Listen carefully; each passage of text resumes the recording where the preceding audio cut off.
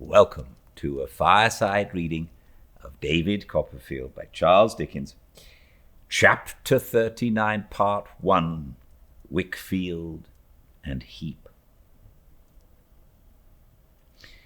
My aunt, beginning, I imagine, to be made seriously uncomfortable by my prolonged dejection, made a pretense of being anxious that I should go to Dover to see that all was working well at the cottage, which was let, and to conclude an agreement with the same tenant for a longer term of occupation. Janet was drafted into the service of Mrs. Strong, where I saw her every day. She had been undecided on leaving Dover whether or not to give the finishing touch to that renunciation of mankind in which she had been educated by marrying a pilot. But she decided against that venture, not so much for the sake of principle, I believe, as because she happened not to like him. Although it required an effort to leave Miss Mills, I fell rather willingly into my aunt's pretense as a means of enabling me to pass a few tranquil hours with Agnes. I consulted the good doctor relative to an absence of 3 days, and the doctor wishing me to take that relaxation, he wished me to take more, but my energy could not bear that, I made up my mind to go. As to the Commons, I had no great association to be particular about my duties in that quarter. To say the truth, we were getting in no very good odour among the tip-top proctors, and were rapidly sliding down to but a doubtful position. The business had been indifferent under Mr. Jorkins, before Mr. Spenlow's time, and although it had been quickened by the infusion of new blood, and by the display which Mr. Spenlow made, still it was not established on a sufficiently strong basis to bear, without being shaken, such a blow as the sudden loss of its active manager. It fell off very much under Mr. Jorkins. Mr. Jorkins, notwithstanding his reputation in the firm, was an easy-going, incapable sort of man, whose reputation out of doors was not calculated to back it up. I was turned over to him now, and when I saw him take his snuff and let the business go, I regretted my aunt's £1,000 more than ever. But this was not the worst of it. There were a number of hangers-on and outsiders about the Commons who, without being proctors themselves, dabbled in common form business and got it done by real proctors who lent their names in consideration of a share in the spoil, and there were a good many of these too. As our house now wanted business on any terms, we joined this noble band and threw out lures to the hangers-on and outsiders to bring their business to us. Marriage licenses and small probates were what we looked for, and what paid us best, and the competition for these ran very high indeed. Kidnappers and inveiglers were planted in all the avenues of entrance to the Commons, with instructions to do their utmost to cut off all persons in mourning and all gentlemen with anything bashful in their appearance, and entice them to the offices in which their respective employers were interested, which instructions were so well observed that I myself, before I was known by sight, was twice hustled into the premises of our principal opponent. The conflicting interests of these touting gentlemen being of a nature to irritate their feelings, personal collisions took place, and the Commons was even scandalized by our principal inveigler, who had formerly been in the wine trade and afterwards in the sworn brokery line, walking about for some days with a black eye. Any one of these scouts used to think nothing of politely assisting an old lady in black out of a vehicle, killing any proctor whom she inquired for, representing his employer as the lawful successor and representative of that proctor, and bearing the old lady off, sometimes greatly affected, to his employer's office. Many captives were brought to me in this way. As to marriage licenses, the competition rose to such a pitch that a shy gentleman in want of one had nothing to do but submit himself to the first inveigler or be fought for, and become the prey of the strongest. One of our clerks, who was an outsider, used in the height of this contest to sit with his hat on, that he might be ready to rush out and swear before a surrogate any victim who was brought in. The system of inveigling continues, I believe, to this day. The last time I was in the Commons, a civil, able-bodied person in a white apron pounced out upon me from a doorway, and whispering the word "marriage license" in my ear, was with great difficulty prevented from taking me up in his arms and lifting me into a proctor's. From this digression, let me proceed to Dover. I found everything in a satisfactory state at the cottage, and was enabled to gratify my aunt exceedingly by reporting that the tenant inherited her feud and waged incessant war against donkeys. Having settled the little business I had to transact there, and slept there one night, I walked on to Canterbury early in the morning. It was now winter again, and the fresh, cold, windy day and the sweeping downland brightened up my hopes a little. Coming into Canterbury, I loitered through the old streets with a sober pleasure that calmed my spirits and eased my heart. There were the old signs, the old names over the shops, the old people serving in them. It appeared so long since I had been a schoolboy there that I wondered the place was so little changed, until I reflected how little I was changed myself. Strange to say, that quiet influence which was inseparable in my mind from Agnes seemed to pervade even the city where she dwelt. The venerable cathedral towers, and the old jackdaws and rooks, whose airy voices made them more retired than perfect silence would have done. The battered gateways, one stuck full with statues long thrown down and crumbled away like the reverential pilgrims who had gazed upon them. The still nooks where the ivied growth of centuries crept over gabled ends and ruined walls. The ancient houses, the pastoral landscape of field, orchard, and garden. Everywhere, on everything, I felt the same serene air, the same calm, thoughtful, softening spirit. Arrived at Mr. Whitfield's house, I found, in the little lower room on the ground floor where Uriah Heep had been of old accustomed to sit, Mr. Micawber, plying his pen with great assiduity.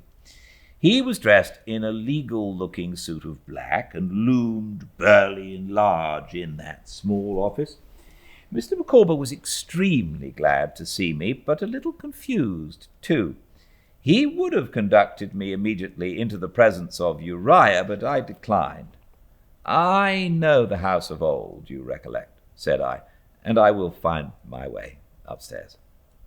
"How do you like the law, Mr. Micawber?"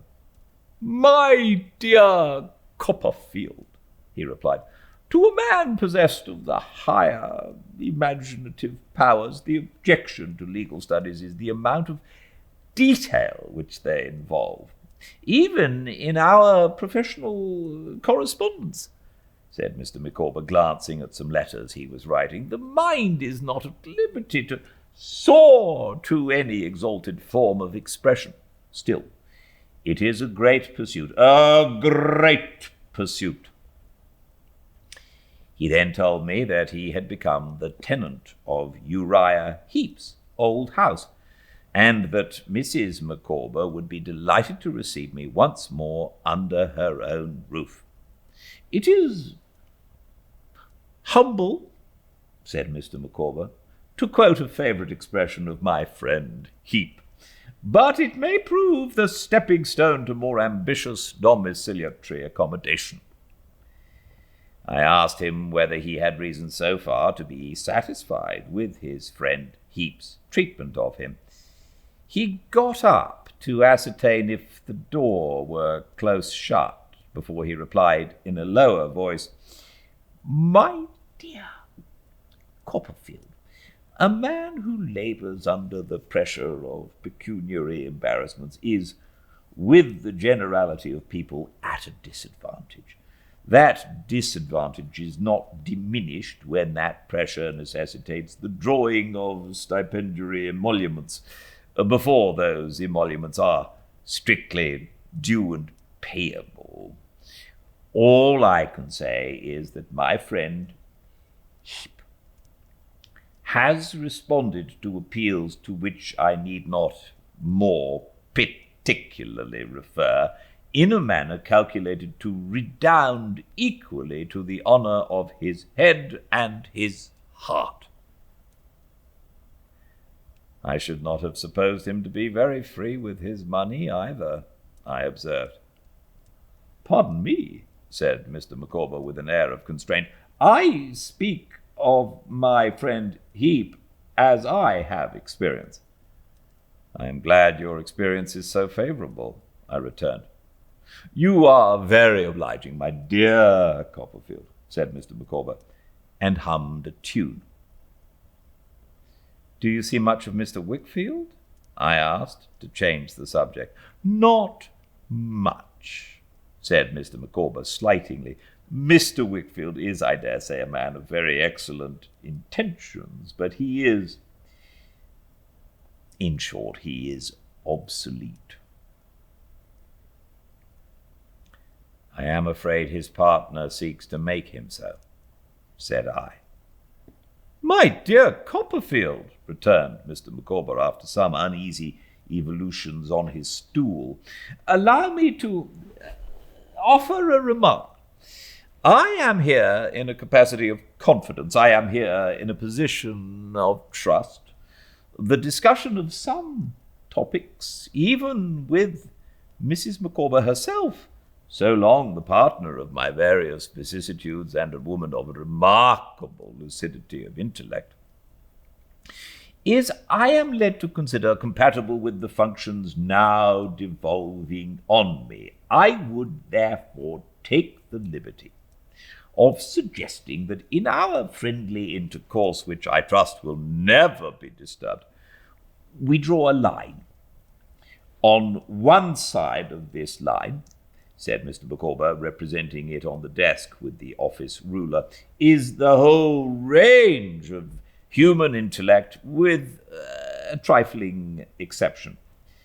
On the other is that exception, that is to say, the affairs of Messrs. Wickfield and Heap, with all belonging and appertaining thereunto. I trust I give no offence to the companion of my youth in submitting this proposition to his cooler judgment." Though I saw an uneasy change in Mr. Micawber which sat tightly on him, as if his new duties were a misfit, I felt I had no right to be offended.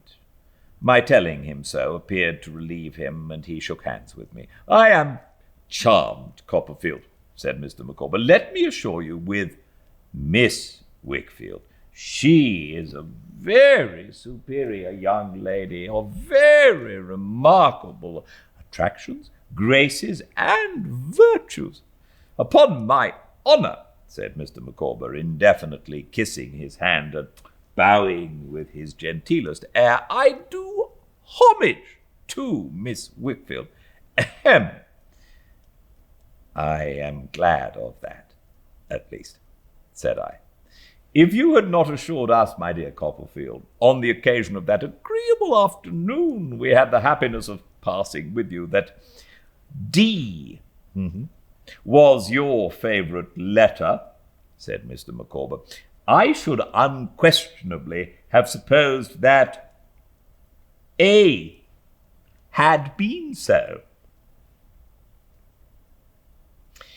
We have all some experience of a feeling that comes over us occasionally, of what we are saying and doing having been said and done before in a remote time, of our having been surrounded dim ages ago by the same faces, objects, and circumstances, of our knowing perfectly what will be said next, as if we suddenly remembered it. I never had this mysterious impression more strongly in my life than before he uttered those words. I took my leave of Mr. Micawber for the time, charging him with my best remembrances to all at home, as I left him, resuming his stool and his pen, and rolling his head in his stock to get it into easier writing order.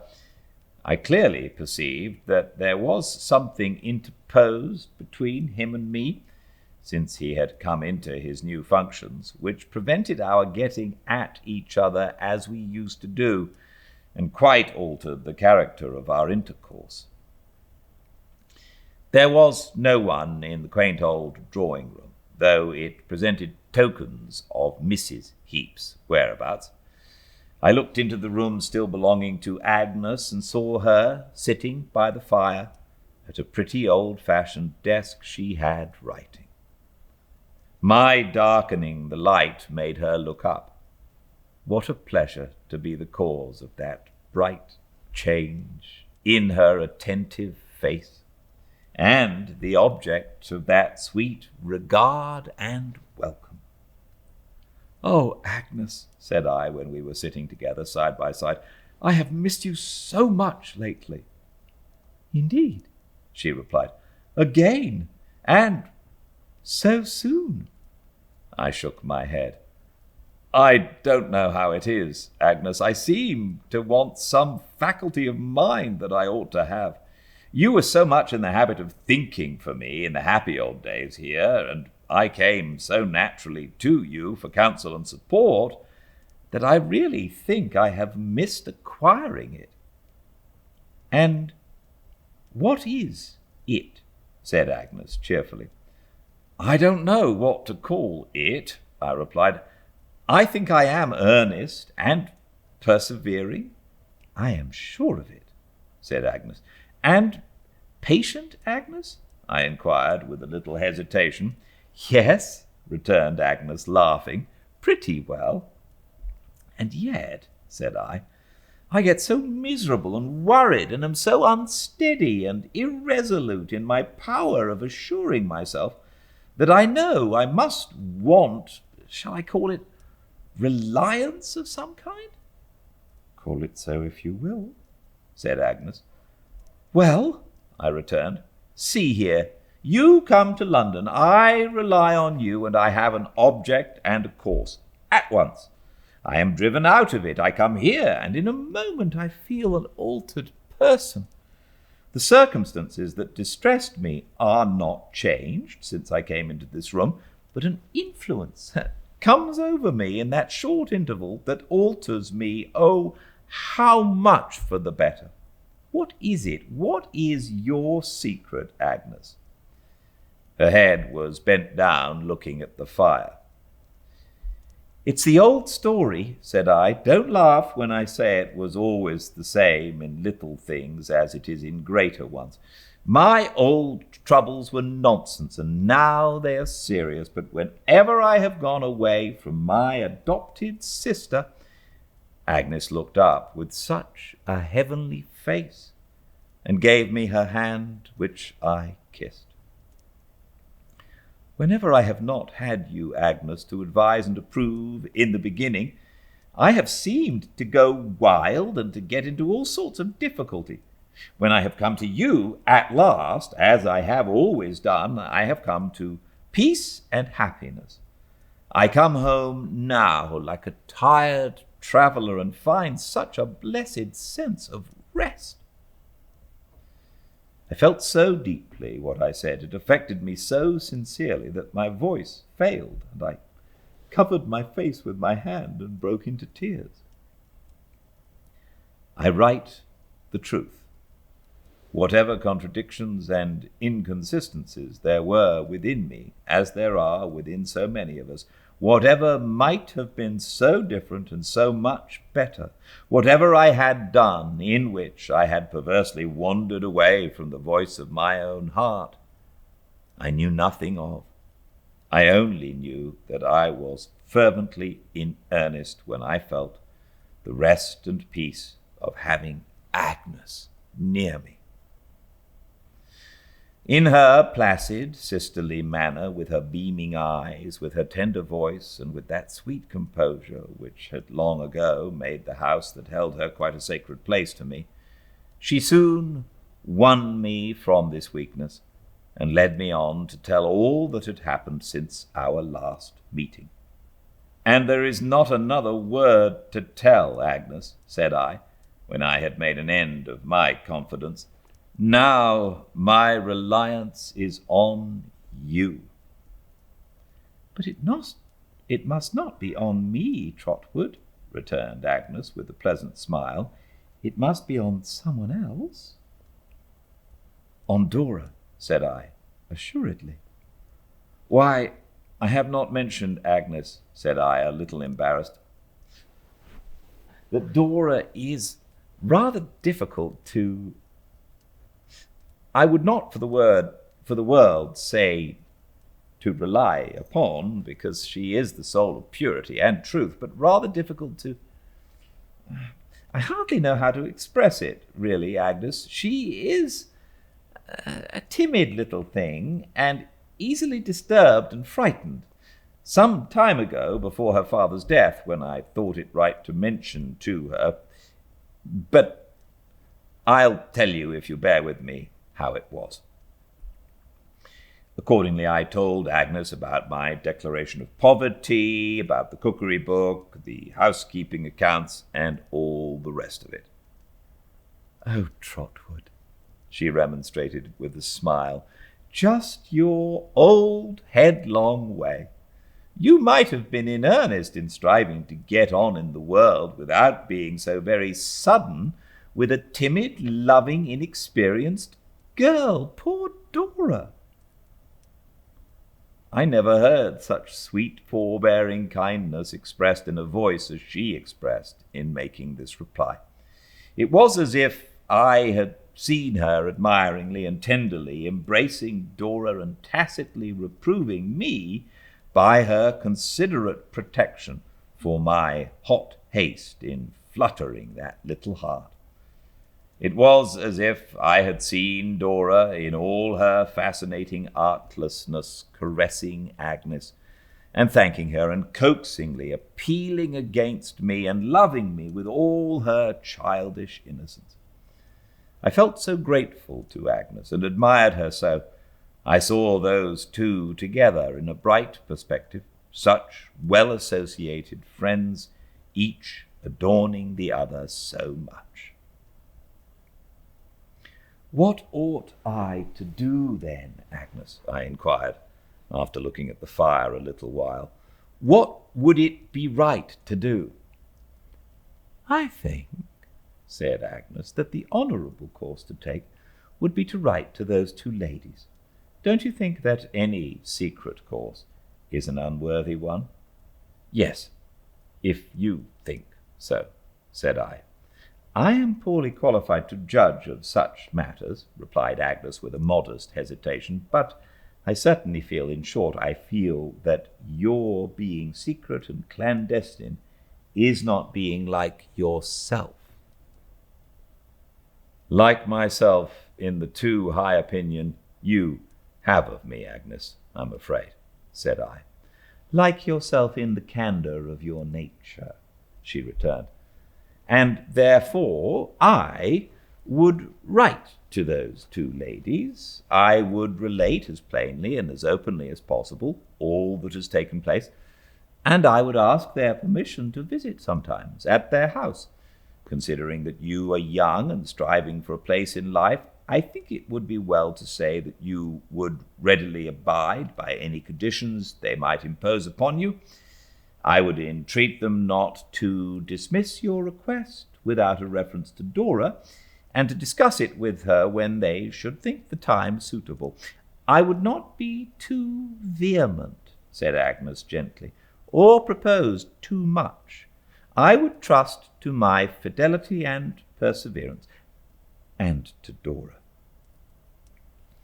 But if they were to frighten Dora again, Agnes, by speaking to her, said I, and if Dora were to cry and say nothing about me, is that likely? Inquired Agnes with the same sweet consideration in her face. God bless her, she is as easily scared as a bird, said I. It might be, or if the two Miss Spenlows, elderly ladies of that sort are odd characters sometimes, should not be likely persons to address in that way.